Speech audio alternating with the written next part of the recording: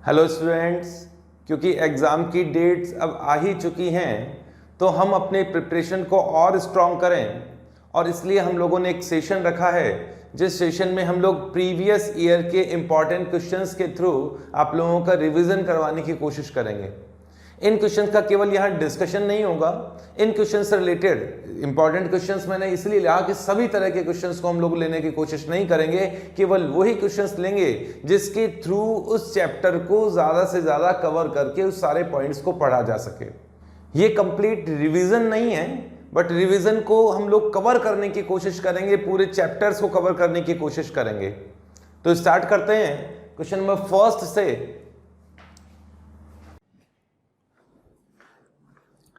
Question है the major product of the following reaction is, reaction given है और 4 options दिए हैं। इस रिएक्शन को ध्यान से देखिए। रिएक्शन है इस कंपाउंड पर जिसमें बेंजीन रिंग भी है और एक एल्कीन का पार्ट भी है। ये एल्कीन है, नॉन एरोमेटिक डबल बॉन्ड है। ब्रोमीन से रिएक्शन किया गया है। सेकंड स्टेप में इथाइल अल्कोहल यूज किया गया है। देखिए, इस रिएक्शन के थ्रू हम लोग एल्कीन और एरोमेटिक के बारे में थोड़ा सा कॉन्सेप्ट यूज कर सकते हैं, इसका रिवीजन कर सकते हैं। इस क्वेश्चन को करने से पहले मैं एक बेसिक कॉन्सेप्ट आप लोगों को बता देता हूं कि अगर किसी एल्कीन पर ब्रोमीन की रिएक्शन की जाए, ब्रोमीन वैसे इथाइल अल्कोहल में लिया गया है कि वाटर में लिया गया है या CCl4 में लिया गया है, ये इंपॉर्टेंट है, बट यहां कुछ बताया नहीं गया है। तो हम लोग यही मानेंगे कि डायरेक्ट ब्रोमीन है और कार्बन टेट्राक्लोराइड में डिसॉल्व स्टेट में है, क्योंकि कार्बन टेट्राक्लोराइड में वो इजिली डिसॉल्व हो जाता है। तो ब्रोमीन की रिएक्शन जब एल्कीन से होती है तो डबल बॉन्ड डिसोशिएट होता है, ब्रोमीन का एडिशन हो जाता है, ब्रोमीन का कलर डिसअपियर हो जाएगा। इस रिएक्शन में मैकेनिज्म ये है इसका कि ब्रोमीन की जब रिएक्शन होगी तो ब्रोमीन का ब्रोमीनियम आयन एज इलेक्ट्रोफाइल एल्कीन पर एडिशन करता है और Br- यहां रिलीज होगा और इस तरह का एक इंटरमीडिएट बनेगा। Br+ डबल बॉन्ड पर एक साथ दोनों जगह जाकर जुड़ जाता है और Br- यहां रिलीज होना चाहिए। नेक्स्ट स्टेप में Br- जो कि एक न्यूक्लियोफाइल है, इस साइक्लिक इंटरमीडिएट पर रिएक्शन करता है और मेजर पॉसिबिलिटी अटैक करने की वहां होती है जहां पॉजिटिव चार्ज का मैग्नीट्यूड ज्यादा होगा या पॉजिटिव चार्ज ज्यादा स्टेबल होगा। पॉजिटिव चार्ज ज्यादा स्टेबल होगा। इसे ऐसे समझ सकते हैं कि बॉन्ड तो ये भी टूट सकता था, Br यहां भी अटैक कर सकता था, ये बॉन्ड भी डिसोशिएट हो सकता था और यहां भी अटैक कर सकता था। बट अगर ये बॉन्ड डिसोशिएट होगा तो सेकेंडरी केटायन बनने की पॉसिबिलिटी है, ये बॉन्ड डिसोशिएट होगा तो प्राइमरी केटायन बनने की पॉसिबिलिटी है। तो इस बॉन्ड की स्ट्रेंथ कंपैरेटिवली ज्यादा होती है और ये बॉन्ड कंपैरेटिवली वीकर होता है, इस कारण से यहां अटैक करने की पॉसिबिलिटी ज्यादा होगी और इस बॉन्ड के टूटने की पॉसिबिलिटी ज्यादा होगी। तो Br- यहां आके जुड़ जाता है। ये तो एक सिंपल सी रिएक्शन है। लेकिन अगर इसी रिएक्शन को अगर आप ब्रोमीन के साथ में वाटर यूज कर लें, ब्रोमीन के साथ में ब्रोमीन वाटर यूज करें, केवल ब्रोमीन गैस यूज नहीं की या ब्रोमीन CCl4 यूज नहीं किया, उस केस में देखा गया कि मेजर प्रोडक्ट कुछ इस तरह का होगा कि Br यहां होगा और OH यहां होगा। ये मार्कोनिकॉफ एडिशन ही होता है, क्योंकि जिसमें मार्कोनिकॉफ एडिशन में इस पोजीशन पर जहां नंबर ऑफ हाइड्रोजन ज्यादा हैं वहां पॉजिटिव पार्ट आके जुड़ जाता है जो कि ब्रोमीन प्लस था, और यहां जहां हाइड्रोजन्स का नंबर कंपैरेटिवली कम है वहां न्यूक्लियोफाइल आकर बॉन्ड में आता है, जो कि न्यूक्लियोफाइल वाटर के लोन पेयर होंगे। मेजर प्रोडक्ट ये बनता है, लेकिन माइनर प्रोडक्ट इस तरह का प्रोडक्ट भी बनता है। ठीक है, इसकी पॉसिबिलिटी इस तरीके से, इसका मैकेनिज्म इस तरीके से कि फर्स्ट स्टेप में ब्रोमीन ने एज इलेक्ट्रोफाइल अटैक किया और ब्रोमीन प्लस यहां से ब्रोमीन प्लस आकर इस डबल बॉन्ड पे जुड़ गया कुछ इस तरीके से, और ब्रोमीन माइनस बाहर इसी सॉल्यूशन में है, बाहर तो नहीं निकला बट है इसी सॉल्यूशन में। अब ब्रोमीन माइनस भी एक न्यूक्लियोफाइल है और वाटर भी एक न्यूक्लियोफाइल है। फर्स्ट स्टेप RDS होता है, ये इलेक्ट्रोफिलिक एडिशन रिएक्शन है। जो ये पॉइंट चल रहा है, ये एल्कीन पर जो मेन रिएक्शन होती है वो इलेक्ट्रोफिलिक एडिशन रिएक्शन है, और जिसमें फर्स्ट स्टेप में इलेक्ट्रोफाइल ऐड होता है वो इसका RDS होता है, मींस रेट डिटरमाइनिंग स्टेप होता है। तो ये रेट डिटरमाइनिंग स्टेप है। अब सेकंड स्टेप में न्यूक्लियोफाइल को जोड़ना है, जो कि Br माइनस हो सकता है, जो कि वाटर हो सकता है। जिसका अमाउंट ज्यादा होगा उसकी रिएक्शन की प्रोबेबिलिटी काफी ज्यादा होगी, और ऐसा ही होता है यहां। वाटर का मॉलिक्यूल एज न्यूक्लियोफाइल इस पोजीशन पे बॉन्ड में आता है। मैंने आपको बताया कि अटैक वहां होता है, मार्कोनी ऑफ एडिशन करना है।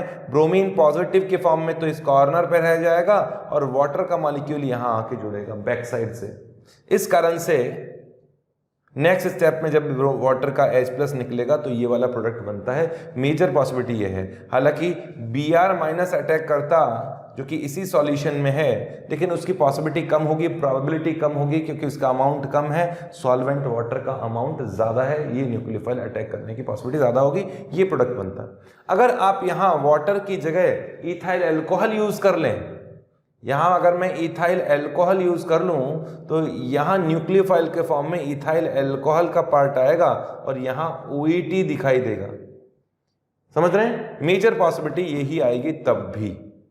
अब इस क्वेश्चन में अगर मैं यहाँ इसे कोरिलेट करूं तो समझिएगा कि फर्स्ट स्टेप में तो ब्रोमीन, ऐसे देखो, वैसे ब्रोमीन की रिएक्शन बेंजीन रिंग पर भी होती है, but benzene ring addition reaction कभी नहीं देता है, क्योंकि वो कभी, सॉरी गलत बोल गया, benzene ring normally addition reactions नहीं देता है, क्योंकि बेंजीन रिंग पर पहले से एरोमेटिसिटी होने के कारण स्टेबिलिटी काफी ज्यादा होती है, और एडिशन रिएक्शन देगा तो बेंजीन रिंग की एरोमेटिसिटी टूट जाएगी और वो स्टेबल नहीं रहेगा। इस कारण से ब्रोमीन की रिएक्शन यहाँ कोई एडिशन रिएक्शन नहीं होने वाली। हालांकि बेंजीन पर ब्रोमीन सब्स्टिट्यूशन रिएक्शंस देता है, बट वो लुईस एसिड की प्रेजेंस में देगा, लाइक FeCl3 या Fe, इनकी प्रेजेंस में वो रिएक्शन शो कर सकता है। यहाँ तो ऐसा कुछ है नहीं, तो यहाँ रिएक्शन हो सकती है ब्रोमीन की यहाँ इथाइल अल्कोहल। अब दोनों में कंफ्यूजन है, थोड़ा सा डिफरेंस है यहाँ भी। देखिए यहाँ ब्रोमीन प्लस इथाइल अल्कोहल है, बट यहाँ ब्रोमीन प्लस इथाइल अल्कोहल नहीं है, तो जो पॉसिबिलिटी यहाँ है वो रिएक्शन तो यहाँ नहीं होगी। फिर भी अगर ब्रोमीन प्लस इथाइल अल्कोहल होता तो क्या होता, ब्रोमीन यहाँ आके जुड़ता, इस जगह डबल बॉन्ड को तोड़ के ब्रोमीन इस पोजीशन पर आके जुड़ जाता और पॉजिटिव चार्ज बनता, और इथाइल अल्कोहल उस पोजीशन पे अटैक करेगा जहां से बॉन्ड टूटने की पॉसिबिलिटी ज्यादा है, जहां पॉजिटिव चार्ज की स्टेबिलिटी ज्यादा है। जैसे यहां सेकेंडरी पर पॉजिटिव चार्ज की स्टेबिलिटी ज्यादा थी, ये बॉन्ड वीकर था, आसानी से टूट सकता था, उसी तरीके से यहां इस पोजीशन पे अटैक करने की पॉसिबिलिटी ज्यादा होगी, क्योंकि पॉजिटिव चार्ज यहां ज्यादा स्टेबल होगा, बेंजीन रिंग के पास से पॉजिटिव स्टेबिलिटी बढ़ेगी रेजोनेंस के कारण। इस कारण से ये बॉन्ड वीकर होगा और इथाइल अल्कोहल यहां आके जुड़ जाएगा, तो कुल मिला के OET यहां आएगा, Br यहां आएगा। ये आंसर होना चाहिए, लेकिन वो कब, जब ब्रोमीन और इथाइल अल्कोहल एक साथ डाले गए होते। ठीक है, ये तो मैंने वो पॉसिबिलिटी बता दी, बट क्वेश्चन में अलग अलग स्टेप में डाले गए हैं। पहले ब्रोमीन की रिएक्शन कराई है, प्रोडक्ट बन गया, फिर इथाइल अल्कोहल की रिएक्शन कराई है, प्रोडक्ट बन गया।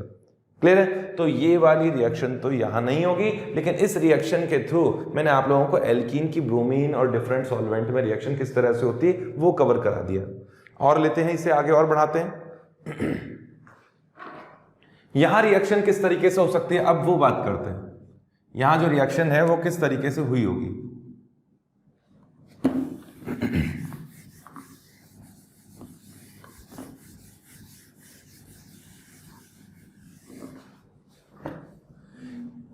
इस केस में ये रिएक्शन कुछ इस तरीके की है कि यहां डबल बॉन्ड है, ब्रोमीन की रिएक्शन हुई तो फर्स्ट स्टेप में केवल ब्रोमीन की ही एडिशन हुआ। ब्रोमीन का एडिशन कैसे होगा, ये बेंजीन रिंग पर इन पोजीशन पे ब्रोमीन आके जुड़ेगा। अगर मैं इसका 3D स्ट्रक्चर बनाना चाहूं तो वो भी किया जा सकता है। 3 डायमेंशनली बात करें तो ये एंटी एडिशन रिएक्शन होता है, स्टीरियोकेमिस्ट्री की बात करें तो ये एंटी एडिशन रिएक्शन होता है, और एंटी एडिशन रिएक्शन में एक ब्रोमीन प्लेन से ऊपर की ओर होगा, दूसरा ब्रोमीन प्लेन से नीचे की ओर होगा, और इसका एक मिरर इमेज भी बनेगा। इस तरह का प्रोडक्ट इसमें बनेगा। ठीक है, नेक्स्ट स्टेप में अगर इसमें इथाइल अल्कोहल यूज किया है तो इथाइल अल्कोहल यहां SN1 रिएक्शन करेगा, क्योंकि न्यूट्रल सॉल्वेंट है, वीकर सॉल्वेंट है, वीकर सॉल्वेंट SN1 रिएक्शन ही शो करता है, तो यहां SN1 रिएक्शन होगी। SN1 रिएक्शन उस पोजीशन पर होती है जहां कैटायन ज्यादा स्टेबल होता है। SN1 रिएक्शन का कॉन्सेप्ट बता देता हूं।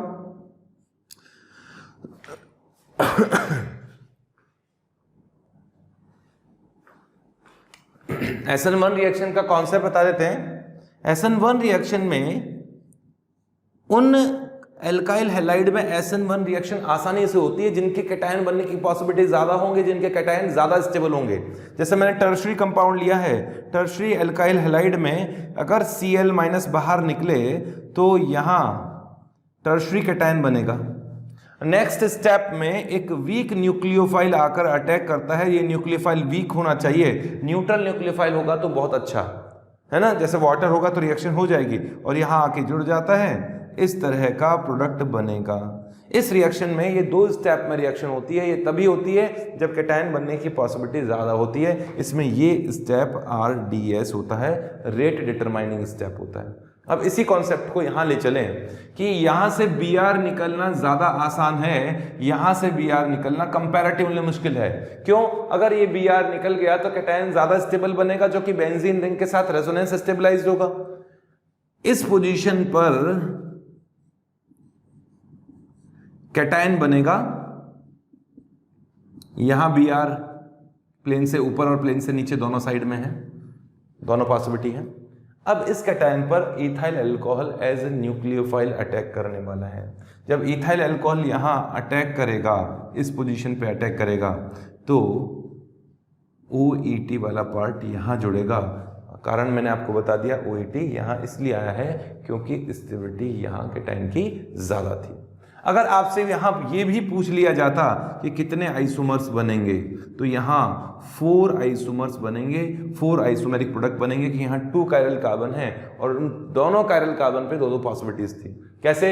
यहां Br प्लेन से नीचे भी हो सकता था, प्लेन से ऊपर भी हो सकता था।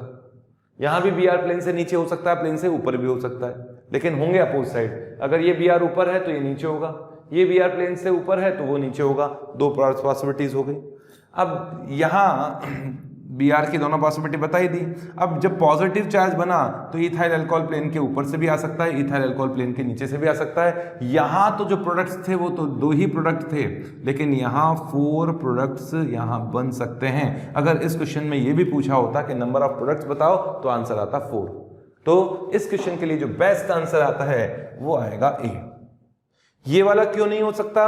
क्योंकि यहां एलिमिनेशन जैसा कुछ इंडिकेशन किया है कि ये वाला डबल बॉन्ड HBr निकल जाए, एलिमिनेशन हो जाए, यहां SN1 हो जाए। ये पॉसिबल नहीं था, क्योंकि अगर एलिमिनेशन होता भी तो डबल बॉन्ड यहां नहीं बनता, इस पोजीशन पे बनता, ये बेंजीन रिंग के साथ कॉन्जुगेशन से स्टेबलाइज एल्कीन बन जाती। तो ये पॉसिबल है ही नहीं। इसकी पॉसिबिलिटी ये भी नहीं हो सकती, क्योंकि इथाइल अल्कोहल अगर आके रिएक्शन करता है तो उस पोजीशन पे अटैक क्यों करेगा जहां कैटायन कम स्टेबल है, तो C नहीं हो सकता। D ऑप्शन की पॉसिबिलिटी हो सकती थी थोड़ी बहुत, लेकिन कैटायन इतना स्टेबल नहीं था। यहां बेंजीन के पास में बेंजाइलिक पोजीशन पे कैटायन ज्यादा स्टेबल था, इसलिए इसके रेस्पेक्ट में A ऑप्शन ज्यादा अच्छा आंसर होगा। तो आंसर होगा यहां A। चलो नेक्स्ट क्वेश्चन लेते हैं।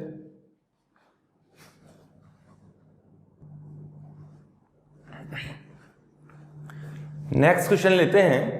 ये क्वेश्चन आया हुआ है क्वेश्चन है, और इसमें भी काफी पॉइंट समझाए जा सकते हैं। जैसे रिएक्शन है, यहां विनाइल क्लोराइड भी है, एसिड हैलाइड भी है, रिएक्शन की गई है। एक इसमें अमीन ग्रुप भी है, अमाइड ग्रुप भी है।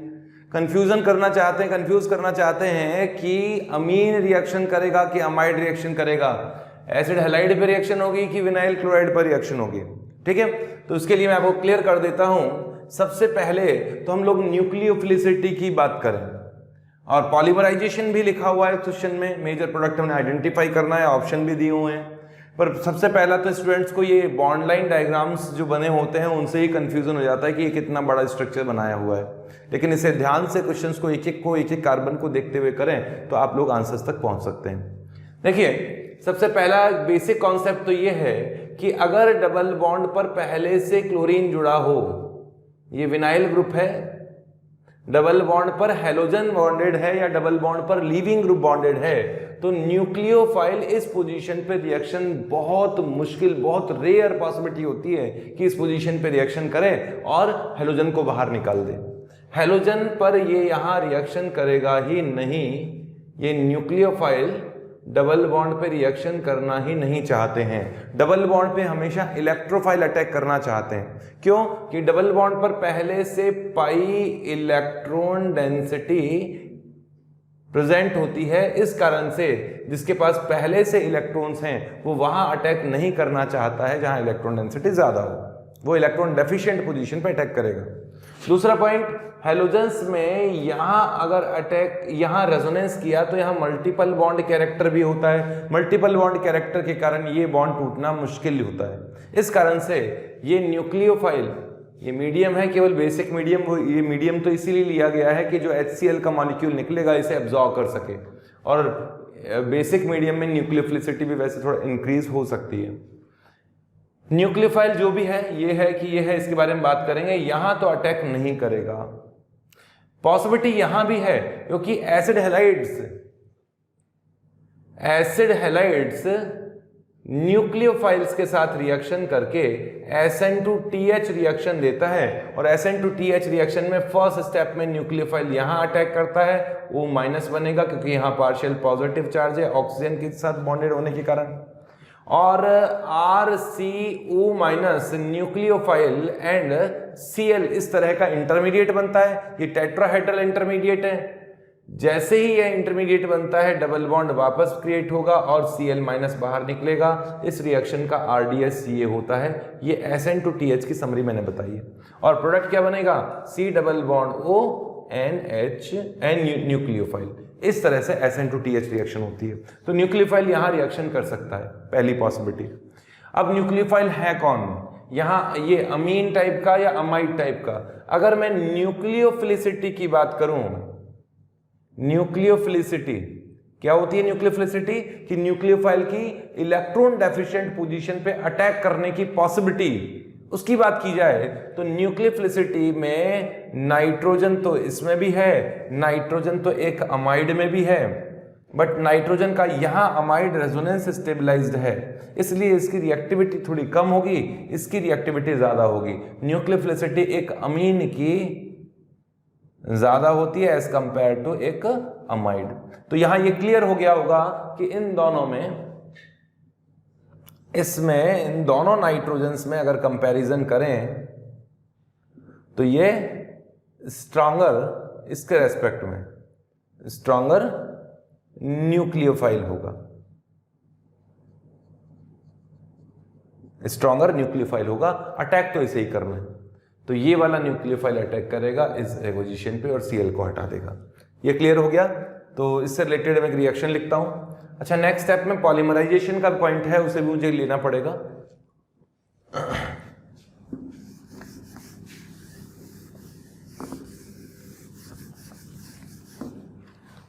तो इस रिएक्शन को पहले आगे बढ़ाते हैं, इसका सॉल्यूशन लेते हैं कि डबल बॉन्ड पे तो हमें रिएक्शन करनी नहीं है, रिएक्शन तो एसिड हैलाइड पे करनी है। स्ट्रॉन्गर न्यूक्लियोफाइल ये अमीन ग्रुप है, इसके सामने ही बनाया हुआ है, और यहाँ अमाइड ग्रुप है। अमाइड की न्यूक्लियोफिलिसिटी कम होती है और अमाइड वैसे भी एसिड हैलाइड से रिएक्शन नहीं करेगा, स्पेसिफिक कंडीशन में करता है बट नॉर्मल कंडीशन में नहीं करता है। तो ये न्यूक्लियोफाइल यहाँ जाके अटैक करेगा, SN2TH रिएक्शन होगी, Cl को निकाला जाएगा, 2 स्टेप में रिएक्शन होगी SN2TH के थ्रू। ये रिएक्शन में प्रोडक्ट बनना चाहिए, ये वाला Cl है, यहाँ C डबल बॉन्ड O, फिर NH और फिर यहाँ अमाइड। ठीक है, इस तरह का ग्रुप ये बन जाएगा। अब यहां बात की गई है पॉलीमराइजेशन की। पॉलीमराइजेशन इस तरीके से होगा। पॉलीमराइजेशन के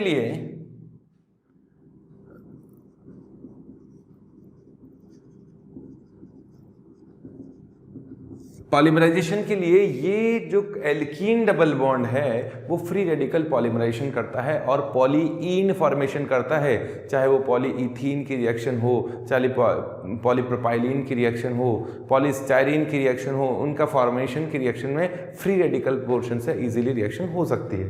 तो इस पोर्शन को इससे समझाने के लिए, इसका पॉलीमराइजेशन किस तरह से होता है उससे समझने के लिए आप ईथीन की या विनाइल क्लोराइड की या प्रोपीन की पॉलीमराइजेशन रिएक्शंस लें। ये पॉलीमराइजेशन करेगा तो पहले सिंपल ईथीन की रिएक्शन करवाता हूँ। ईथीन के कुछ मॉलिक्यूल्स हैं, फ्री रेडिकल के प्रेजेंस में, मैकेनिज्म पे तो नहीं जाएंगे हम लोग, बट फ्री रेडिकल के प्रेजेंस में रिएक्शन होती है। तो एक फ्री रेडिकल पोर्शन आके यहाँ जुड़ गया, मान लीजिए कोई भी आर फ्री रेडिकल आके जुड़ गया, जब यहाँ जुड़ जाएगा तो डबल बॉन्ड टूटेगा, यहाँ रेडिकल बनेगा। फिर ये रेडिकल आगे किसी और एल्कीन से कंबाइन होता है, टूट के यहाँ रेडिकल बनेगा। फिर ये इलेक्ट्रॉन इस बॉन्ड के इलेक्ट्रॉन को डिसोशिएट करेगा, इससे कंबाइन हो गया तो ये रेडिकल बनेगा। इस तरह से बड़ी सी चेन क्रिएट होती रहती है। और वो किस तरह की चेन होगी इसे समझिएगा कि यहां इस तरह का स्ट्रक्चर है, Cl यहां मिथाइल ले लेता हूं या विनाइल क्लोराइड ले लेते हैं, ये है विनाइल क्लोराइड। इसकी रिएक्शन होगी तो ऐसे बहुत से विनाइल क्लोराइड के मॉलिक्यूल्स होंगे जिनके साथ ये कंबाइन हो सकता है। इस तरीके से रेडिकल यहाँ बना, ये बॉन्ड आगे से आगे इस तरह का कुछ स्ट्रक्चर बनेगा। यहाँ Cl है, ये CH2 ये वाला जो कि किसी बैक साइड वाले कार्बन से बॉन्ड बनाएगा, तो इसे मैं इस तरीके से छोड़ देता हूँ। और ये फिर किसी आगे वाले कार्बन के साथ बॉन्ड बनाएगा। फिर Cl, ये स्ट्रक्चर्स रिपीट होती जाएंगे, यूनिट्स रिपीट होती जाएंगी, इसे शॉर्ट में इस तरीके से बना दिया जाता है। क्लियर है? अब यहां भी काफी कुछ वही किया गया है। ये वाला पोर्शन ध्यान से देखिए, इस पोर्शन पर केवल यहां, इस पोर्शन पर केवल यहां एक ग्रुप अटैच्ड है। उस ग्रुप का साइज भी कितना बड़ा हो उससे क्या फर्क पड़ता है इस ग्रुप में, और कितना भी बड़ा साइज हो उससे कोई फर्क नहीं पड़ेगा। रिएक्शन तो बिल्कुल वैसी ही होने वाली है।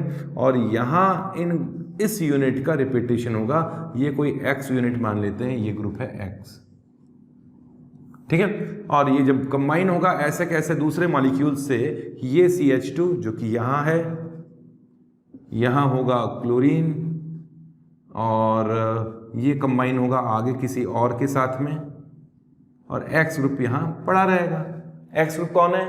इस तरह का ग्रुप है, C double bond O NH CH2 C double bond O NH2। इस तरह की रिएक्शन का प्रोडक्ट होना चाहिए, ठीक है। अगर इसे कंपैरिजन करें आप, यहाँ मैच करना पड़ेगा वो तो एसिड हैलाइड में यहाँ Cl तो है ही नहीं, ये तो कुछ भी नहीं हो सकता।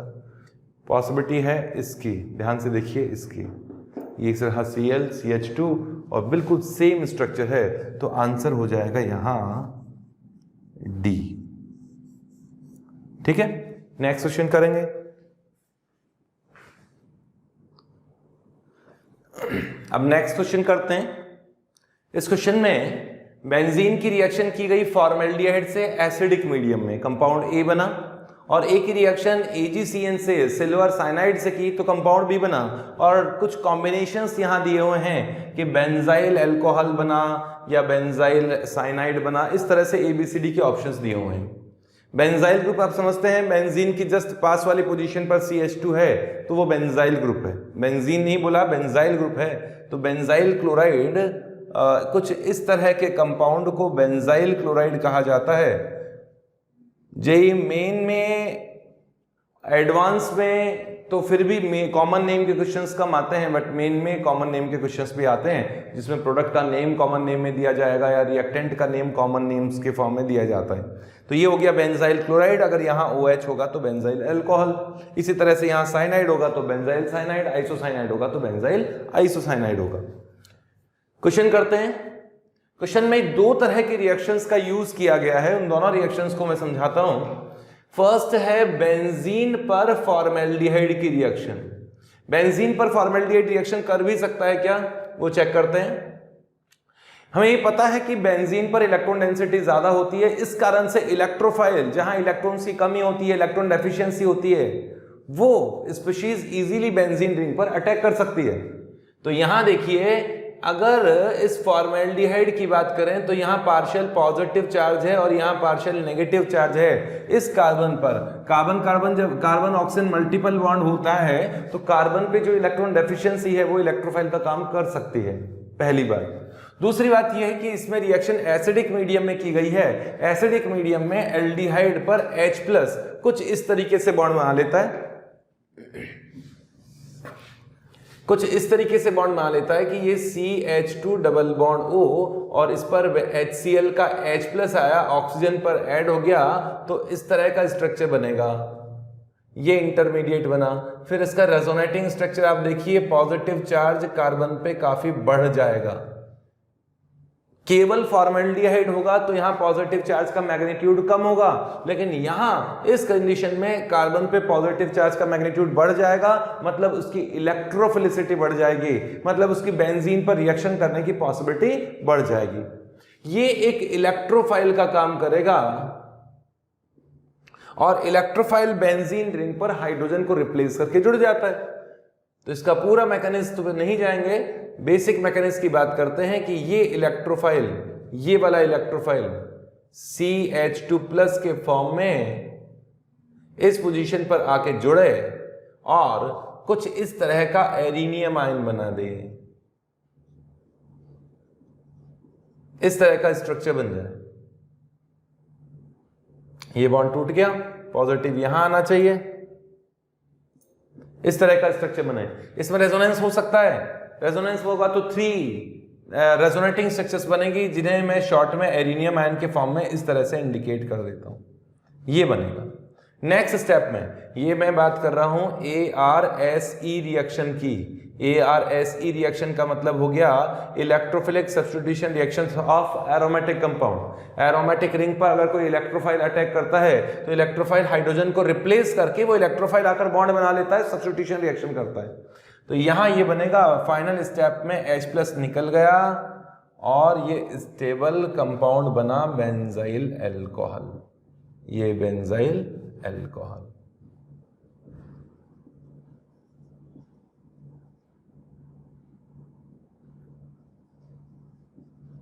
बेंजाइल अल्कोहल बना। अगर कंपाउंड A बेंजाइल अल्कोहल है तो बेंजाइल अल्कोहल की रिएक्शन साइनाइड से कराएं। साइनाइड से इसकी कोई रिएक्शन नहीं होती, साइनाइड OH को रिप्लेस नहीं करता है, ठीक है। तो इसका मतलब ये कंपाउंड बेंजाइल अल्कोहल तो नहीं हो सकता। क्लियर? रिएक्शन ये तो हुई है, इसका फॉर्मुलेशन कुछ इस तरह से तो हुआ है, बट ये रिएक्शन का प्रोडक्ट ये नहीं है। ऐसा भी तो हो सकता है कि HCl यहाँ कुछ ज़्यादा अमाउंट में हो और वो HCl इस अल्कोहल से रिएक्शन कर ले, क्योंकि हमें पता है कि अगर अल्कोहल की रिएक्शन HCl से हो जाए तो क्या होगा, H2O का मॉलिक्यूल बाहर निकलता है, RCl बनता है, इस तरह की कोई रिएक्शन होती है। रिएक्शन SN रिएक्शन ही होती है, SN1 SN2 दोनों अलग अलग मीडियम से हो सकती है। यहाँ बेंजीन के पास में कैटायन बनना बहुत आसान है, तो SN1 मोड से ये रिएक्शन पॉसिबल है। SN1 मोड से किस तरह से कि HCl का H+ आयन, HCl का H+ आयन इस जगह रिएक्शन करे। जैसे मैं आपको रिएक्शन का मैकेनिज्म बता देता हूं, उसी तरह से रिएक्शन होगी कि फर्स्ट स्टेप में H+, if it is SN1 reaction, तो उस केस की बात करता हूं। SN1 में कार्बोकैटायन बनता है, तो H+ आयन आकर पहले तो इस लोन पेयर पर बॉन्ड बना लेगा, यहां लोन पेयर पर इसका बॉन्ड बनेगा। नेक्स्ट स्टेप में, क्योंकि SN1 मैंने कहा है, क्योंकि कंडीशन कुछ ऐसी रही होगी जिसमें कैटायन बहुत अच्छा बन सकता है, तो यहां R+ बनने की पॉसिबिलिटी होगी और H2O एज लिविंग ग्रुप बाहर निकलेगा। RDS ये होगा अगर SN1 रिएक्शन है तो इसमें पहला कार्बोकैटायन बनता है, वो स्टेप इसका रेट डिटरमाइनिंग स्टेप होता है। नेक्स्ट स्टेप में Cl- जो कि इस सॉल्यूशन में था, वो Cl- जाकर इससे बॉन्ड बना के RCl में कन्वर्जन इस तरीके से कर सकता है। ये रिएक्शन हुई अल्कोहल की HCl से रिएक्शन। HBr से रिएक्शन भी काफी कुछ इसी तरह से होगी और HI की रिएक्शन भी ऐसे ही होगी। ये ही रिएक्शन यहाँ पॉसिबल है। और इस HCl की रिएक्शन होगी तो फर्स्ट स्टेप में H+ आएगा इस जगह और H2O लिविंग ग्रुप निकलेगा और यहाँ पॉजिटिव चार्ज बनेगा, जिस पॉजिटिव चार्ज पे क्लोरीन आकर जुड़ सकता है। तो आंसर होना चाहिए यहाँ पर CH2Cl और बेंजाइल क्लोराइड बन गया, बेंजाइल क्लोराइड। क्या बेंजाइल क्लोराइड AgCN से रिएक्शन कर सकता है? ये रिएक्शन बिल्कुल परफेक्ट रिएक्शन है, सिंपल सी रिएक्शन है। जैसे इस रिएक्शन को मैं रिवाइज करूंगा, यहां मैं इसे लिख देता हूं।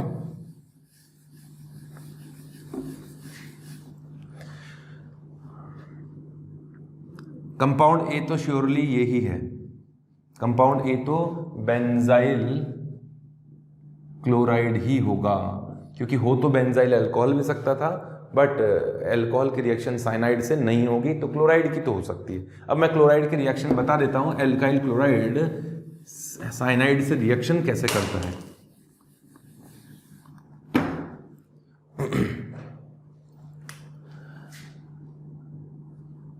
अगर किसी एल्काइल हैलाइड की रिएक्शन AgCN से की जाए तो मेजर प्रोडक्ट बनता है साइनाइड।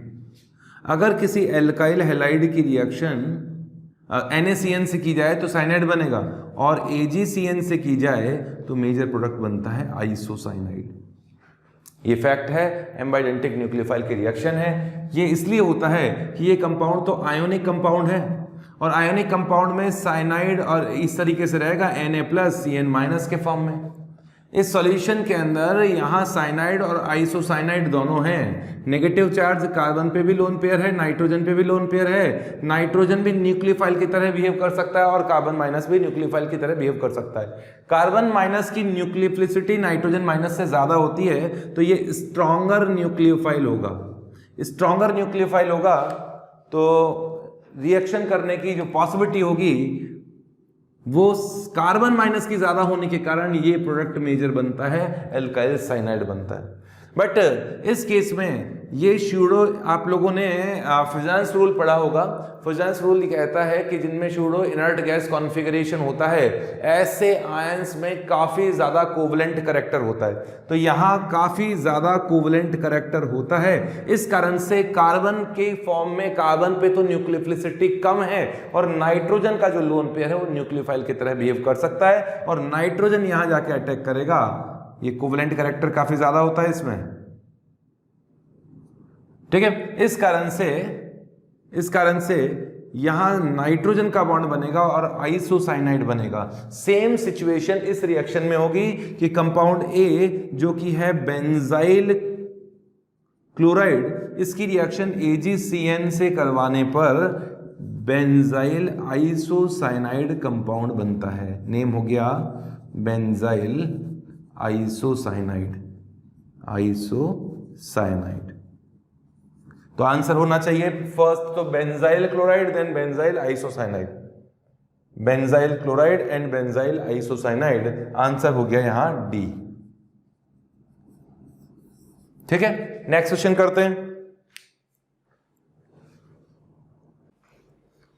नेक्स्ट क्वेश्चन है the major product of following reaction, और इस क्वेश्चन में 3 रिएक्शन का कॉम्बिनेशन दिया गया है। आजकल इस तरह के क्वेश्चन थोड़े ज्यादा पूछे जाने लगे हैं, जिससे एक ही क्वेश्चन के अंदर 3-4 रिएक्शन या 5 रिएक्शन, यहां तक कि 7 रिएक्शन तक के इस टाइप के क्वेश्चन भी पूछे गए हैं। क्वेश्चन में 3 रिएक्शंस हैं, उन रिएक्शन को कॉम्बिनेशन हम लोग बिठाते हैं।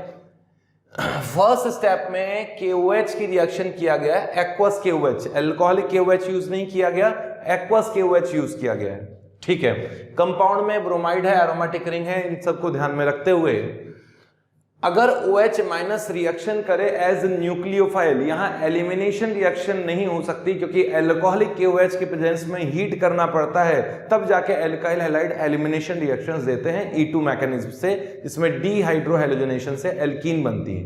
बट वो रिएक्शन यहां नहीं होगी। अगर अल्कोहलिक KOH होता तो अल्कोहलिक KOH Br और H को निकाल के यहां डबल बॉन्ड बना देता, पर वो नहीं दिया गया है, एक्वस कंडीशन में दिया गया है। एक्वस कंडीशन में वो न्यूक्लियोफाइल की तरह बिहेव करेगा, और जितना अच्छा न्यूक्लियोफाइल होगा उतनी अच्छी रिएक्शन होनी चाहिए। यहां 2 पॉसिबिलिटीज हैं। फर्स्ट पॉसिबिलिटी तो है कि बेंजीन रिंग पर जो ब्रोमीन है उस पर एक्वस KOH का OH- जाके रिएक्शन करे और इसे बाहर निकाल दे, बट ये रिएक्शन जनरली नहीं होती है। क्यों? क्योंकि यहां पहले से ही पाई इलेक्ट्रॉन डेंसिटी ज्यादा है। न्यूक्लियोफाइल उन्हीं पोजीशन पे अटैक करता है जहां इलेक्ट्रॉन डेंसिटी कम है, और एरोमेटिक रिंग तो पहले से इलेक्ट्रॉन डेंसिटी से भरपूर है, तो वहां न्यूक्लियोफाइल अटैक नहीं करेगा।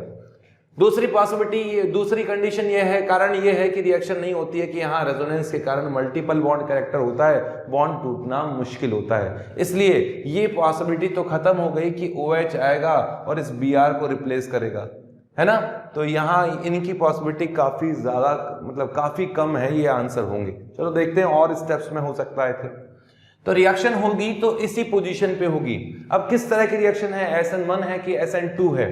तो देखिए, अगर कोई alkyl halide primary alkyl halide है, प्राइमरी एल्काइल हैलाइड है, और आपने उसमें KOH डाला हुआ है एक्वस कंडीशन में, तो ये है तो strong nucleophile. Strong nucleophile primary alkyl halide पर SN2 रिएक्शन करता है, और SN2 रिएक्शन में कोई रीअरेंजमेंट नहीं होता है।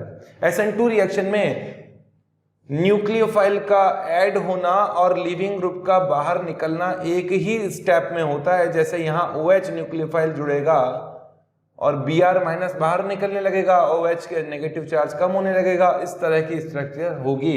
ये OH माइनस इस पॉजिटिव चार्ज पे अटैक करेगा और Br को रिप्लेस करके एल्कोहल कन्वर्ट कर देगा और Br माइनस लिविंग ग्रुप के फॉर्म में बाहर निकल जाएगा। ठीक है, ये अल्कोहल बनाने का प्रोसेस है, और वो अल्कोहल यहाँ हो सकता है, यहाँ ये प्राइमरी पर है, रीअरेंजमेंट इसमें होगा ही नहीं क्योंकि SN2 है। तो यहाँ मैं तो OH कर देता हूँ फर्स्ट स्टेप में। इसके सॉल्यूशन पे बढ़ते हैं। सॉल्यूशन पे बढ़ेंगे तो यहाँ OH आएगा। ठीक है, बेंजीन रिंग है, यहाँ Br है, इस पोजीशन पे OH आ गया। क्लियर है? OH मतलब Br को रिप्लेस करके KOH की रिएक्शन से SN2 रिएक्शन होगी और अल्कोहल बनेगा। इस जगह Br है और यहाँ OH होगा। नेक्स्ट स्टेप पे जाते हैं। नेक्स्ट स्टेप में क्रोमियम एनहाइड्राइड डाला गया है, क्रोमिक एसिड का एनहाइड्राइड एसिडिक मीडियम में। ये एक स्ट्रॉन्ग ऑक्सीडाइजिंग एजेंट का काम करेगा, स्ट्रॉन्ग ऑक्सीडाइजिंग एजेंट। और ये क्या काम करता है उसको लेते हैं हम लोग, यहां बनाता हूं।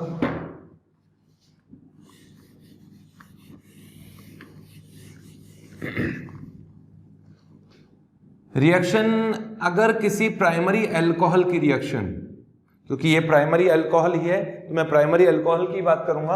अगर किसी प्राइमरी अल्कोहल की रिएक्शन,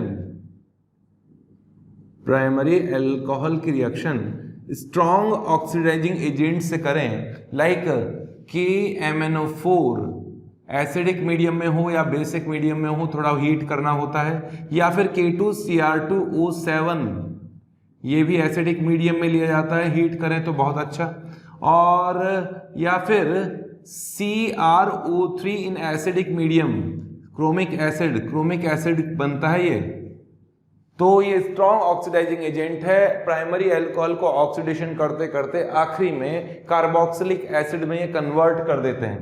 तो कार्बोक्सिलिक एसिड इस क्वेश्चन में, मतलब इस रिएक्शन में कार्बोक्सिलिक एसिड होगा, ये ऑक्सीडेशन है। सेम रिएक्शन यहां भी होगी कि CrO3 एसिडिक मीडियम में, जो कि हीट भी किया गया है, नहीं किया गया कोई दिक्कत वाली बात नहीं है, भूल गए होंगे, लेकिन हीट भी करें तो बहुत अच्छा होगा। यहाँ Br रहेगा सही सलामत, और यहाँ जहां अल्कोहल था वहां बना कार्बोक्सिलिक एसिड। इस जगह ये वाला कार्बन कार्बोक्सिलिक एसिड बन गया, तो यहां बना कार्बोक्सिलिक एसिड। ठीक है, फिर रिएक्शन की गई है concentrated H2SO4 high temperature, H2SO4 के साथ हाई टेम्परेचर पर रिएक्शन है। यहां कॉम्बिनेशन देखिए, अल्कोहल का डिहाइड्रेशन होता है, बट ये अल्कोहल नहीं है। कार्बोक्सिलिक एसिड में केवल H2SO4 डाल दिया जाए और हीट किया जाए तो अल्कोहल के साथ रिएक्शन होती तो एस्टरिफिकेशन हो सकता था, बट यहाँ कोई एस्टरिफिकेशन की कंडीशन भी नहीं है। यहाँ जो एक कंडीशन है वो फ्रिडल-क्राफ्ट एसाइलेशन की कंडीशन बनती है। आप लोग समझिए कि अगर बेंजीन रिंग पर किसी कार्बोक्सिलिक एसिड की रिएक्शन की जाए कॉन्सेंट्रेटेड H2SO4 की प्रेजेंस में, थोड़ा हीट किया जाए, तो यहां फ्रिडल-क्राफ्ट एसाइलेशन होता है और कीटोन फॉर्मेशन होता है। यह है फ्रिडल-क्राफ्ट एसाइलेशन और ये कीटोन फॉर्मेशन होता है। इसका रीजन ये है कि यहां स्ट्रॉन्ग एसिड की प्रेजेंस में, जो कि सल्फ्यूरिक एसिड है, सल्फ्यूरिक एसिड यहाँ का H और ये OH बाहर निकलेगा और बनाता है ये एसाइलिनियम कैटायन प्लस H2O। एसाइलिनियम कैटायन एक अच्छा सा इलेक्ट्रोफाइल है और इलेक्ट्रोफाइल बेंजीन रिंग पर अटैक करके इजीली हाइड्रोजन को रिप्लेस कर सकता है। तो यहाँ ये इलेक्ट्रोफाइल आएगा, अटैक करेगा, H को हटा देगा और खुद उसकी जगह ले लेगा। इस तरह का कीटोन इसमें बनता है। सेम वही कॉन्सेप्ट यहाँ यूज किया गया है। H2SO4 के साथ अगर आप रिएक्शन कराएं तो H2SO4 का स्ट्रॉन्ग एसिड जो कि है उसका H+ आएगा इस जगह और H2 इस जगह से H2O का मॉलिक्यूल निकलेगा, है ना। सल्फ्यूरिक एसिड से H आकर और OH का मॉलिक्यूल H2O का मॉलिक्यूल निकलेगा और कैटायन बनेगा कुछ इस तरह से, यहाँ CH2 यहाँ CH2 और इस पोजीशन पे कैटायन बनेगा।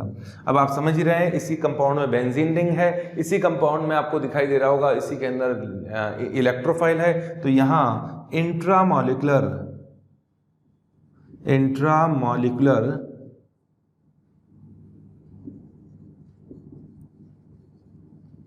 फ्रिडेल-क्राफ्ट एसाइलेशन रिएक्शन होगी और फ्रिडेल-क्राफ्ट एसाइलेशन के बाद में ये कैटायन यहाँ H को रिप्लेस कर देगा। इस तरह का कंपाउंड बनना चाहिए। तो यहाँ C और D तो हो नहीं सकता क्योंकि यहाँ तो Br रहेगा, डबल बॉन्ड से Br रिप्लेस नहीं कर पाओगे। अच्छा, इसमें एक और पॉसिबिलिटी थी कि ये अटैक इसी साइड क्यों हुआ। क्या ये अटैक ऐसा नहीं हो सकता था कि ये जो कैटायन बना है कि वहाँ Br है, यहाँ CH2 है, यहाँ CH2 है, ये 2 कार्बन है CH2 और यहाँ जो C डबल बॉन्ड O+ बना, उसने इसी पोजीशन पे अटैक क्यों किया, यहाँ अटैक क्यों नहीं किया। यहाँ भी तो कर सकता था, इस तरह से भी तो बना सकता है, बनाने में क्या है, इस तरह से भी तो हो सकता था कि यहाँ C डबल बॉन्ड O+ बने और इस जगह अटैक करें। तो उस केस में ये आंसर हो जाता, नहीं उस केस में ये वाला आंसर हो जाता। मतलब आंसर इस तरह का हो सकता है, इस तरह का हो सकता है। 2 पॉसिबिलिटीज है। Br जो है वो ऑर्थो पैरा डायरेक्टिंग है, तो Br की पैरा पोजीशन पे रिएक्शन हो रही है यहाँ इलेक्ट्रोफाइल की। इस केस में Br की ऑर्थो पोजीशन पे रिएक्शन नहीं होगी क्योंकि Br एक बड़ा ग्रुप है और ऑर्थो पोजीशन पे स्टेरिक हिंड्रेंस का सामना करना पड़ता है, इसलिए पॉसिबिलिटी ज्यादा होगी पैरा पोजीशन पे अटैक की। तो ये वाली इस जगह पॉसिबिलिटी जो होगी वो नहीं होगी, यहाँ Br की पैरा पोजीशन पे रिएक्शन होगी, इलेक्ट्रोफाइल कार्बन प्लस यहाँ अटैक करेगा। तो आंसर हो जाएगा इसमें ए, आंसर होगा ए। ठीक है, नेक्स्ट क्वेश्चन लेते हैं।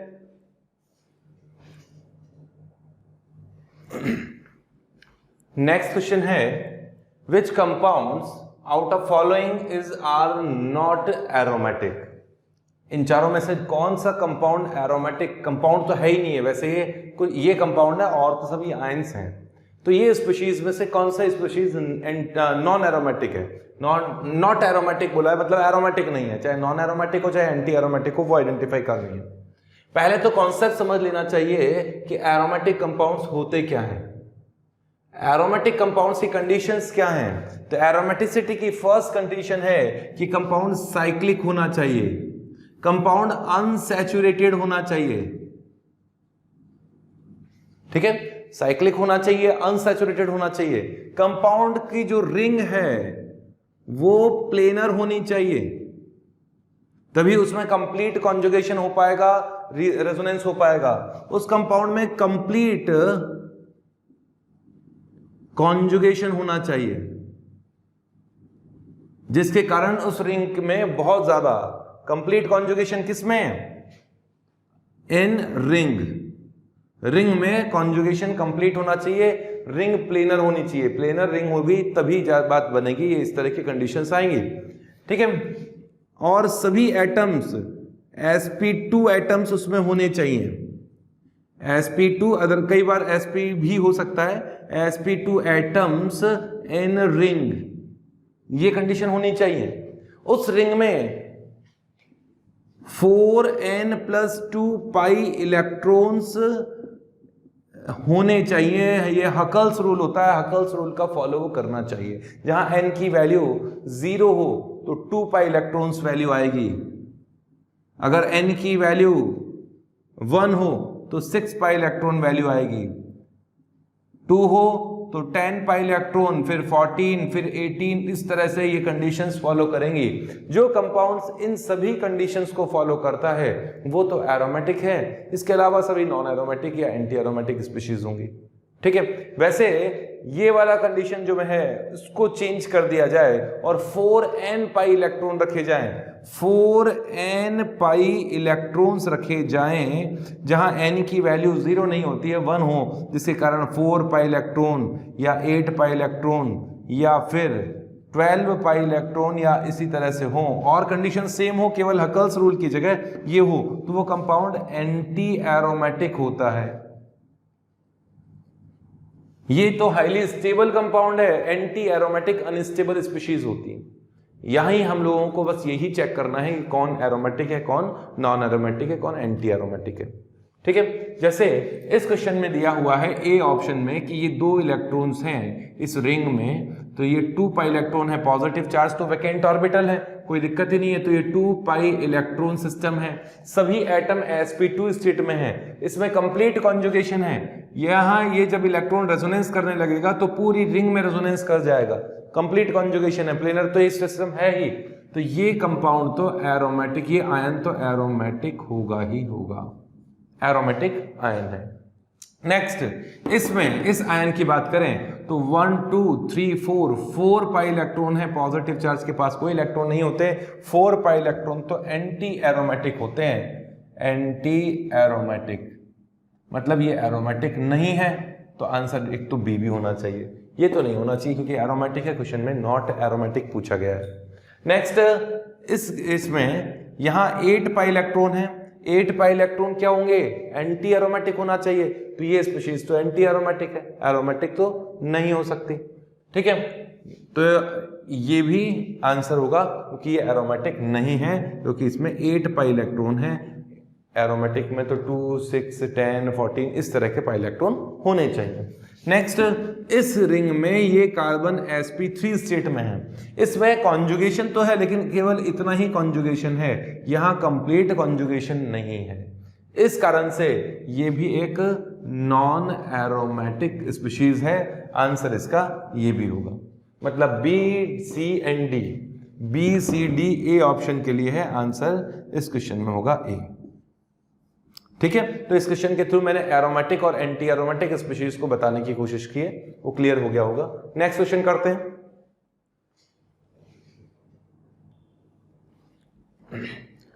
नेक्स्ट क्वेश्चन करते हैं, क्वेश्चन है the major product of following reaction is, और यहां एक कंपाउंड की रिएक्शन हाइड्रोजनेशन और डाइबल एच से की गई है, इसके थ्रू हम लोग रिडक्शन का कुछ पोर्शन कवर करने की कोशिश करेंगे। रिडक्शन में हमें यह पता होना चाहिए कि हाइड्रोजनेशन किन स्पीशीज का होता है, किन फंक्शन ग्रुप का होता है और किन फंक्शन ग्रुप का नहीं होता है। अगर किसी कंपाउंड में ऑक्सीजन है और उसका हाइड्रोजनेशन हुआ है इससे निकल के प्रेजेंस में, तो वो अगर हुआ है तो वो अल्कोहल में कन्वर्ट होता है। अगर किसी कंपाउंड में नाइट्रोजन है, मैं शॉर्ट में बता रहा हूं समझिएगा, अगर किसी कंपाउंड में नाइट्रोजन है, किसी फंक्शन ग्रुप में नाइट्रोजन है और उसका हाइड्रोजनेशन हो सकता है, तो वो एंड में अमीन में कन्वर्ट हो जाएगा। क्लियर है? जैसे अगर आप किसी एल्कीन का या एल्काइन का हाइड्रोजनेशन करें तो ये तो बिल्कुल सिंपल सा प्रोसेस है कि हाइड्रोजनेशन निकल के प्रेजेंस में होगा और हाइड्रोजन से एल्केन बन जाते हैं, हाइड्रोजन से एल्केन बन जाते हैं। ऐसे एल्काइन से भी रिएक्शन होगी तो एल्केन बन जाते हैं। अगर किसी एल्डिहाइड का हाइड्रोजनेशन किया जाए निकल के प्रेजेंस में तो वो अल्कोहल में कन्वर्ट हो जाता है क्योंकि इसमें ऑक्सीजन है। ये शॉर्ट ट्रिक है क्वेश्चंस को समझने की। अगर किसी कीटोन का हाइड्रोजनेशन हो तो वो भी करस्पॉन्डिंग अल्कोहल में कन्वर्ट हो जाएगा। इसी तरह से अगर किसी कंपाउंड में नाइट्रोजन है, जैसे वो साइनाइड भी हो सकता है, नाइट्रो हो सकता है, साइनाइड या आइसोसाइनाइड हो सकता है, और भी कई तरह के कंपाउंड्स हैं जिनका हाइड्रोजनेशन होगा, तो हाइड्रोजनेशन से वो करस्पॉन्डिंग अमीन्स में कन्वर्ट हो जाते हैं। यहां ये बनेगा CH2 NH2 और यहां बनेगा NHCH3। ये इनके हाइड्रोजनेशन का एक सिंपल सा कॉन्सेप्ट दिया है। मुझे केवल बात करनी है अभी इन दोनों के बारे में। एरोमेटिक रिंग का हाइड्रोजनेशन बहुत ही मुश्किल होता है, हाई टेम्परेचर पे होता है क्योंकि एरोमेटिक रिंग हाईली स्टेबल होती है। अब यहां साइनाइड का तो मैंने बता दिया हाइड्रोजनेशन होता है, बट कुछ फंक्शन ग्रुप्स हैं जैसे कि कार्बोक्सिलिक एसिड, जैसे कि एस्टर, जैसे कि अमाइड और एनहाइड्राइड भी इनका जनरली हाइड्रोजनेशन नहीं होता है। नॉर्मल सिचुएशन में निकल की प्रेजेंस में आप नॉर्मल टेम्परेचर पे रिएक्शन करा दें तो हाइड्रोजनेशन इनका नहीं होता है। ठीक है, ये फैक्ट है एक्सपेरिमेंटली कि नॉर्मल केसेस में इन फंक्शन ग्रुप का हाइड्रोजनेशन नहीं होता है। हाँ, स्पेसिफिक केस में हो सकता है, वो बात अलग है, बट नॉर्मल केस में नहीं होता है। तो यहां अगर मैं इसका हाइड्रोजनेशन कराऊंगा तो साइनाइड का होगा और आइसोसाइनाइड, इसका एस्टर का नहीं होगा, क्योंकि मैंने बताया एस्टर का हाइड्रोजनेशन नहीं करवाना होता है। ठीक है, तो इसे मैं मिटा देता हूं।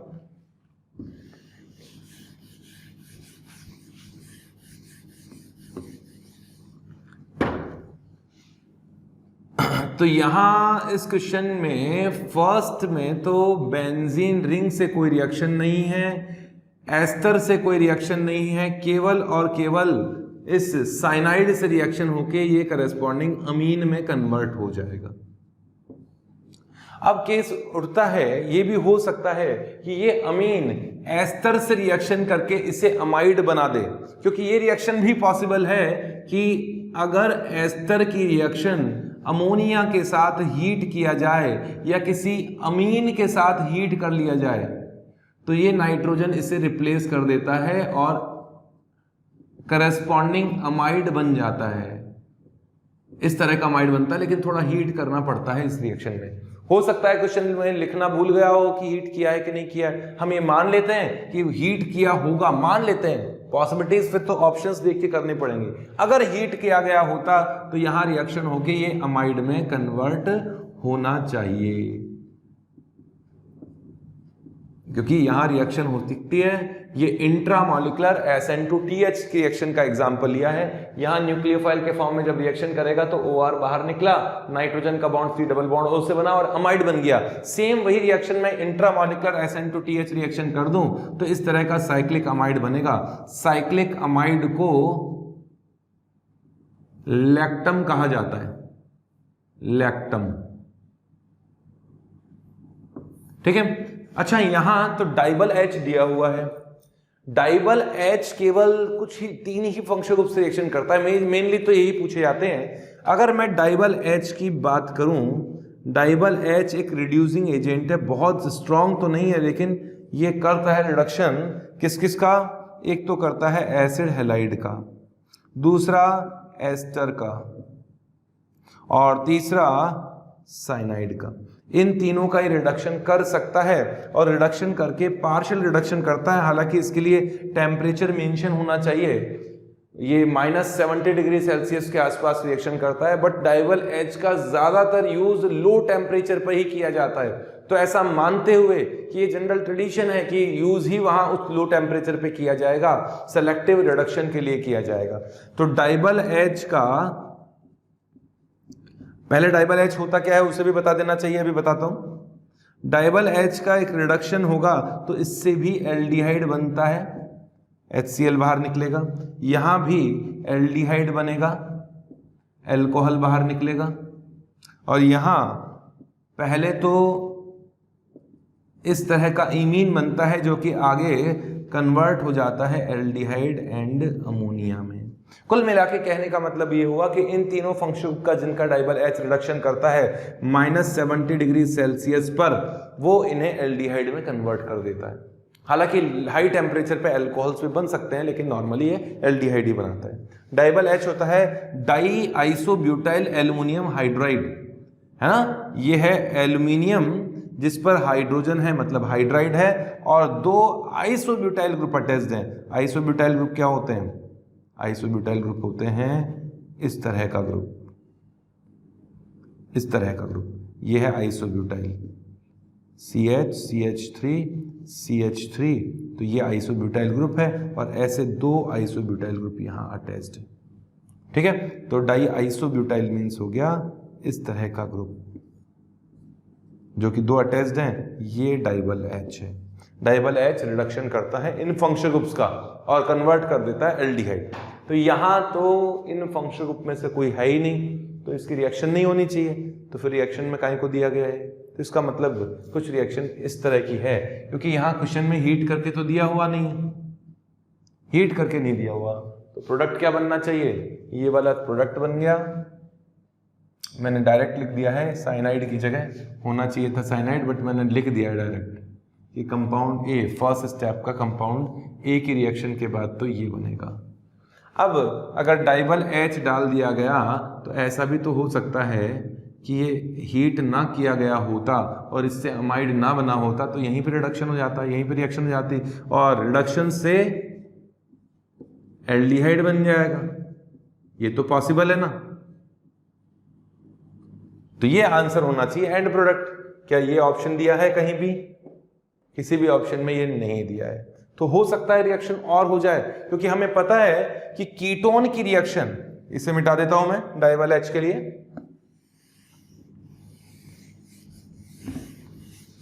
किसी एल्डिहाइड या कीटोन की रिएक्शन NH2R इस अमीन से कर दी जाए तो यहां से H2O का मॉलिक्यूल निकलने के कारण C डबल बॉन्ड N ये बनता है, इस तरह का कंपाउंड बनता है जिसे इमीन या शिप बेस भी कहा जाता है,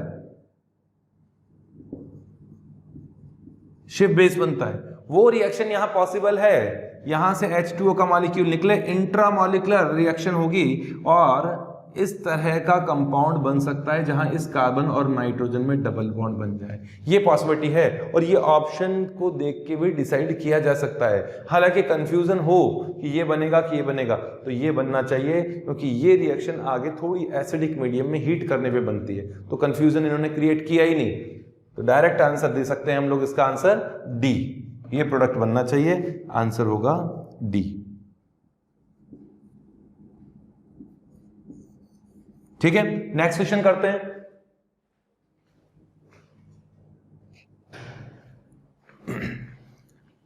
नेक्स्ट क्वेश्चन है the major product of following reaction is. यहां फिनॉल की रिएक्शन ब्रोमीन से की गई है जिसमें सल्फोनिक एसिड भी है। ये मेनली फिनॉल का कॉन्सेप्ट ही है। रिएक्शन ये है, कॉन्सेप्ट ये है कि फिनॉल की रिएक्शन या फिर एनिलीन की रिएक्शन, फिनॉल और एनिलीन दोनों ही इस तरह के रिएक्शंस देते हैं। फिनॉल में ये प्लस M ग्रुप है, लोन पेयर कंटेनिंग ग्रुप है, जो बेंजीन की ऑर्थो एंड पैरा पोजीशन पर इलेक्ट्रॉन डेंसिटी इंक्रीज कर देता है। प्लस M से इलेक्ट्रॉन डोनेट करके रेजोनेंस के कारण ऑर्थो एंड पैरा पोजीशन पे इलेक्ट्रॉन डेंसिटी इंक्रीज कर देता है और इलेक्ट्रॉन डेंसिटी इंक्रीज करने वाले हाईली एक्टिवेटिंग ग्रुप्स होते हैं। तो यहां ये जो OH है वो एक्टिवेटिंग, और एक्टिवेटिंग ही नहीं, हाईली एक्टिवेटिंग ग्रुप है। जब फिनॉल पर ब्रोमीन की रिएक्शन की जाती है, ब्रोमीन वाटर की रिएक्शन की जाती है, तो बहुत ज्यादा पॉसिबिलिटी होती है कि ब्रोमीन इलेक्ट्रोफाइलिक, क्योंकि बेंजीन पर इलेक्ट्रोफिलिक रिएक्शन होती है, ये आप लोगों को पता होगा, क्योंकि बेंजीन पर इलेक्ट्रॉन डेंसिटी ज्यादा होती है। तो ब्रोमीन की प्रेजेंस में या ब्रोमीन वाटर की प्रेजेंस में जब रिएक्शन की जाती है तो एक साथ तीनों पोजीशन पर ब्रोमिनेशन हो जाता है और ट्राई ब्रोमोफिनॉल फॉर्मेशन होता है, जो कि एक वाइट कलर का पीपीटी है। इसी कारण कहा जाता है कि फिनॉल ब्रोमीन वाटर टेस्ट दे सकता है, क्योंकि फिनॉल ब्रोमीन वाटर के कलर, ब्राउन कलर को, रेडिश ब्राउन कलर को डिसअपियर कर देता है, व्हाइट कलर पीपीटी में कन्वर्ट कर देता है। नेक्स्ट, अब इस कॉन्सेप्ट को और आगे बढ़ाते हैं कि अगर यहां ब्रोमीन के साथ कार्बन डाइसल्फाइड लिया जाता और लो टेम्परेचर पर, हाई टेम्परेचर पर नहीं, लो टेम्परेचर पर, हाई टेम्परेचर पर रिएक्शन करोगे तो तीनों जगह ब्रोमीन आ जाएगा, क्योंकि रिएक्टिविटी आपने बढ़ा दी। लेकिन अगर आपने कार्बन डाइसल्फाइड की प्रेजेंस में रिएक्शन की है तो वाटर तो पोलर प्रोटिक सॉल्वेंट है, पोलर सॉल्वेंट है, पोलर में फिनॉल में आयोनाइजेशन ज्यादा होता है, जिस कारण से बेंजीन रिंग पर इलेक्ट्रॉन डेंसिटी ज्यादा होगी और वहां रिएक्टिविटी काफी बढ़ जाएगी। बट पोलर एप्रोटिक सॉल्वेंट में ये आयोनाइजेशन, जो फिनॉल का आयोनाइजेशन होता है, नॉर्मल जो आयोनाइजेशन की मैं बात कर रहा हूं, इस तरह की आयोनाइजेशन की बात कर रहा हूं कि ये फिनॉक्साइड और H+ इस तरह के आयंस में कन्वर्ट होता है। तो वाटर में ये आयोनाइजेशन कुछ ज्यादा होगा कि वाटर पोलर प्रोटिक सॉल्वेंट है, बट कार्बन डाइसल्फाइड में आयनाइजेशन काफी कम होगा। आयनाइजेशन कम होगा तो बेंजीन रिंग पर इस O- के कारण इलेक्ट्रॉन डेंसिटी इतनी नहीं आ पाएगी। इस कारण से अगर लो टेम्परेचर पर अगर रिएक्शन की जाए तो एक पोजीशन पे ब्रोमीन और फिनॉल, ब्रोमीन आता है मतलब OH पैरा पर भी आएगा और OH की ऑर्थो पोजीशन पर भी ब्रोमीन आके जुड़ता है, डिफरेंट प्रोडक्ट बनता है। हालांकि मेजर प्रोडक्ट ये होता है। तो ये कंडीशंस हैं, लेकिन अब इस क्वेश्चन को थोड़ा सा और मॉडिफाई किया गया है कि यहां पैरा पोजीशन पे सल्फोनिक एसिड लगा दें। इस चीज को याद रखिएगा कि इसमें लीविंग ग्रुप जो है वो H+ लीविंग ग्रुप के फॉर्म में बाहर निकल रहा है ना। लीविंग ग्रुप कौन है? H+ है। इलेक्ट्रोफ्यूगैलिटी वर्ड यूज करते हैं। इलेक्ट्रोफ्यूगैलिटी में H+ भी बाहर निकल सकता है। सल्फोनिक एसिड से सल्फर ट्राइऑक्साइड भी बाहर निकल सकता है। कार्बोक्सिलिक एसिड हो तो कार्बन डाइऑक्साइड भी बाहर निकल सकता है। और वही सिचुएशन यहां भी होती है। ये एक्सपेरिमेंटल फैक्ट है कि अगर इस फिनॉल की इन ऑर्थो या पैरा पोजीशन में से कहीं भी कार्बोक्सिलिक एसिड हो या फिर सल्फोनिक एसिड हो, पैरा पे भी हो सकता है, ऑर्थो पे भी हो सकता है, तो आप यहां ब्रोमीन वाटर की रिएक्शन करा दीजिए तो यहां CO2 को रिप्लेस करके भी ब्रोमीन तीनों जगह आएगा। मैंने बताया ब्रोमीन तीनों जगह आता है क्योंकि यहां रिएक्टिविटी काफी ज्यादा है। वैसे ही यहां भी इनको तीनों पोजीशन पे ब्रोमीन इस यहां सल्फर ट्राइऑक्साइड को भी रिप्लेस करके आ जाता है और बनता है वही try bromophenol plus sulphur trioxide यहां एज लिविंग ग्रुप बाहर निकलती है। सेम केस यहां भी है, यही प्रोडक्ट बनता है और यहां कार्बन डाइऑक्साइड लिविंग ग्रुप के फॉर्म में बाहर निकलता है। क्लियर है? H+ भी निकलते हैं, कार्बन डाइऑक्साइड भी निकलता है। अगर यहाँ इन दोनों की जगह कोई मिथाइल अगर ग्रुप हो या कोई और ग्रुप हो तो वो इस रिएक्शन में एलिमिनेट नहीं होते हैं क्योंकि वो लिविंग ग्रुप के फॉर्म में काम नहीं करते हैं। तो आज तक के तो पोर्शन में हम लोग इतना ही करेंगे। नेक्स्ट सेशन में मैं आगे की और रिएक्शंस लेके आऊंगा और कुछ और चैप्टर्स को हम लोग कवर करने की कोशिश करेंगे। Okay, thank you.